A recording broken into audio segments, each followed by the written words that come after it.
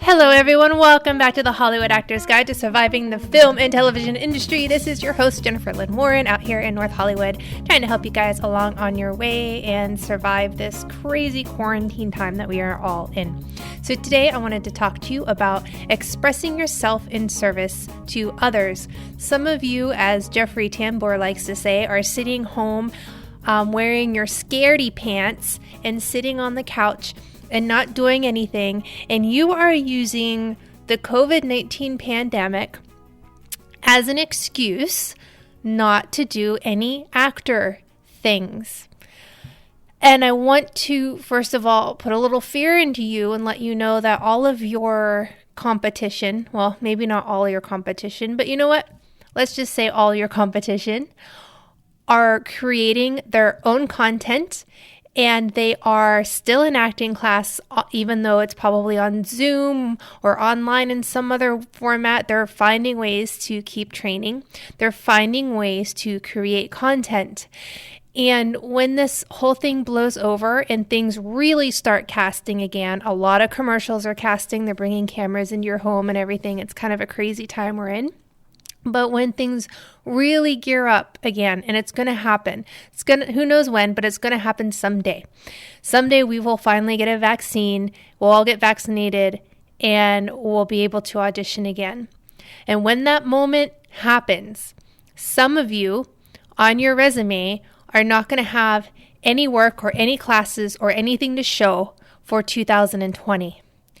And some of you, which is the scaredy cats competition, are going to have new films, new training, and all this other juicy stuff on their resume. And all of you scaredy pants out there are going to have some regret about the time that you're spending now and what you're doing with it, and the fact you're not going to have anything to show for it as an actor. Now, if you are in crisis mode, if yourself or someone you know is sick and you are taking care of them, I'm not talking to you, because you're doing much more. There are more important things out there than acting. There's more important things. But if you don't have anything like that going on, then you have no excuse. And so perhaps you need a little paradigm shift. You know, I like my paradigm shifts. And if you're having trouble expressing yourself in this time, express yourself in service to others. There's a lot going on right now. I'd like to think that the Me Too movement is still going on, even though it's not as strong as it was. I'm a little upset about that, but that's another topic. You have the Me Too movement, you have Black Lives Matter, you have staying safe during COVID-19.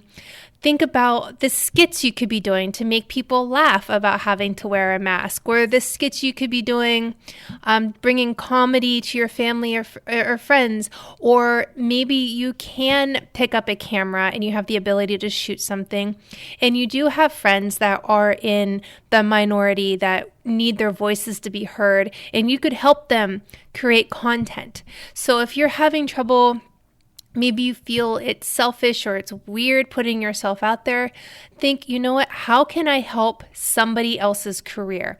How can I express myself in the service of somebody else, and how can I help them, and to keep putting something out there in the world, so when I walk into a casting director's office a year from now and they ask you, so what have you been up to? You can say, well, I created this, or I helped to create this, or I spent my time doing this. And if it's something positive and wonderful, they're going to come away with a really great positive, thing about you. But if you're like, oh, I just sat on my couch and binged Netflix during COVID, then they're like, oh, they might be sympathetic because they might be doing the same thing. But I don't know, guys, there's a lot of casting directors out there creating their own content. So if casting directors are creating their own content, what excuse do you have? So last night I had a really cool night in acting class we put monologues on tape, and we were all given the choice. There were 4 male monologues and 4 female monologues. And what's funny is everyone who participated in class, we all chose the same monologue. So all the women chose the same female monologue, and all the men chose the same male monologue, which was really kind of a funny thing that happened. But what that did is, because we're such a varied class as far as age and type and social station and all the other yummy things that make us human beings, every single one of us, no 2 people did the monologue the same. In fact, for the female monologue, 2 of the women took the monologue as if it was in a comedy because they thought it was funny. And 2 of the women, myself included, took it as a very serious piece. We did it as a dramatic piece.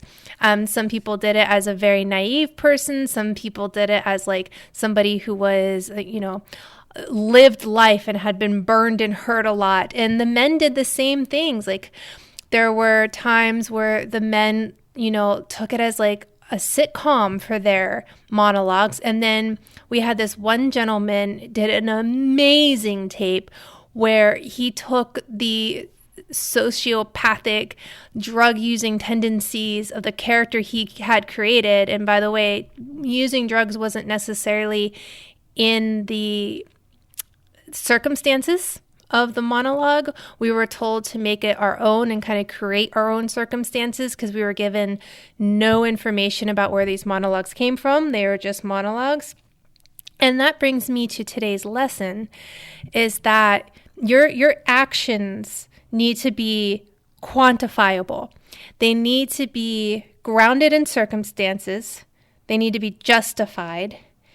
And if you really want to create work that has an impact, and the monologues that really stood out last night, all the actors made really strong choices about the mundane and about they took words or they took lines from monologues that other actors threw away, and they made it impactful, and it made it memorable, and it made you want to see more. So it's important. It's so important to layer your work. You can't just memorize something and say the lines and be proud of yourself for being off book and look at the monologue and be like, well, it's believable. It's not enough. It's not enough, especially if you're not given much information for a character. And for me, it became fairly clear about who might get a callback simply based on the actor work that they did and the work they put into the character and the choices they made in for given circumstances that other people did not see, even if it was completely wrong for the character. I could see a casting director go, well, they want the wrong direction for the character, but my God, are they great about character creation and making choices and layering and giving me something juicy and making me see lines in this piece that I hadn't even thought of. So I guess the short of it is, don't be lazy with your acting work. Memorization is never about the memorization, as we've talked about before.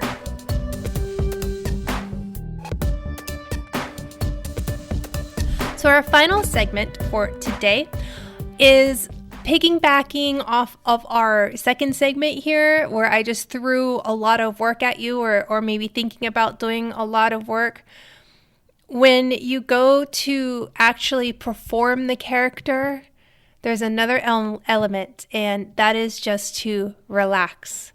Just relax and know that you are enough. You are enough to inhabit a character.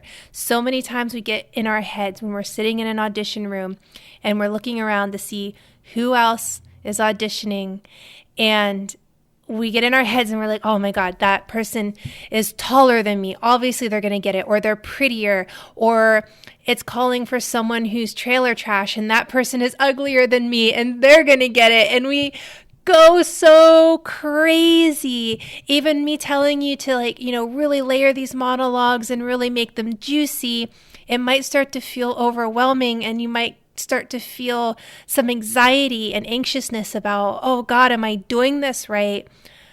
On the other end of the coin, I do want to say to you once again to relax and to know that you are enough. There is a role out there for everyone. I firmly believe that every person on this planet, there is actually a perfect role for them to play, whether they're an actor or not. So there are things out there waiting for you. There are things out there waiting for you to create them. They're begging for you to create them. And so while you're creating and while you're working on your art, just remember you are enough. And that's it, guys. That's it. I can't believe it's July of 2020. Oh, man. So if you have any questions, hit me up at hollywoodactorsguide@gmail.com. Other than that, we are on Instagram at Hollywood Actors Guide. So break a leg out there, and remember, you are not alone.